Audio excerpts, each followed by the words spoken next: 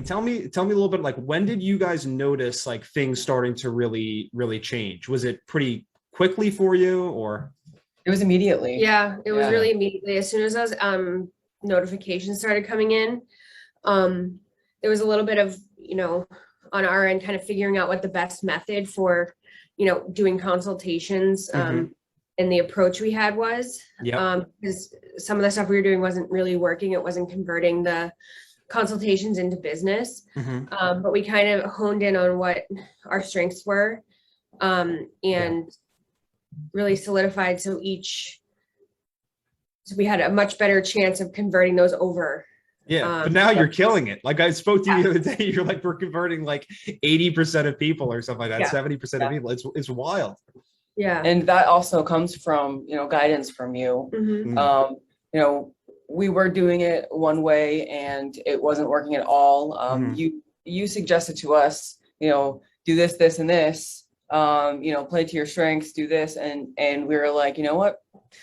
Let's give that a try. Yeah. And we did. And here we go. Awesome. Yeah. I love to hear that. Yeah. Sometimes it's just a small tweak. You know what I mean? Like, we didn't make colossal changes in your business and like restructure every single program. It's, sometimes it's just packaging it in a slightly different way, right? Touching on certain points when it comes to selling that you weren't saying before. So, I mean, tell me, like, what did you guys change in your sales process? What do you think was like the most beneficial thing that you did? I don't do consults anymore. Yeah. She's been banned from consults. That's right. Yeah. Yeah.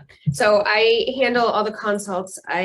We were doing in-person consults initially, and very time consuming. And we weren't seeing too much of a huge rate of conversion. So I started, mostly driven by COVID coming kind of back with the Delta variant. I started doing Zoom consultations. So we switched over to that, and I'm handling the consultations.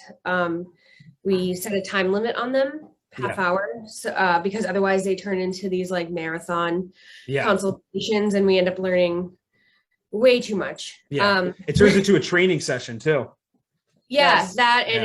So between that, the length of the consult and the driving time, we were exerting way too much into it and not getting what we thought we wanted to get back from them. So we switch over to Zoom. I do them now. I present the facts. I give them, options, what they need. And then if I need, Megan's really the expert. So if I need, she's always there as a backup, but I handle them all now, and she's really good at. And we also market our price point a little differently now. So instead of saying our board and train is this much plus the cost of tools, we've increased the price of the package, but it includes the cost of tools, which for some reason is hugely made quite a difference with people, because they think they're getting a lot more value. And they like that it's all one price.